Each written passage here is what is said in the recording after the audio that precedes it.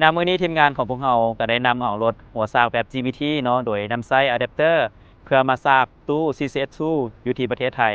ซึ่งขั้นตอนก็มีแต่เพียงแต่3ขั้นตอนเท่านั้นง่ายๆเดี๋ยวพวกเราไปเบิ่งนํกันเลยขั้นตอนที่1ให้กดล็อกรถแล้วก็เปิดฝาซากขั้นตอนที่2นำอะแดปเตอร์เสียบเข้ากับรถโอเค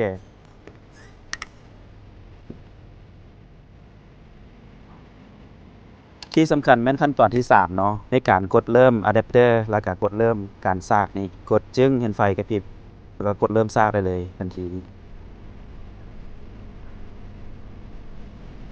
และเมื่อเราซากเต็มเนาะเราต้องการหยุดก็ให้กดหยุดที่แอปมือถือโอเค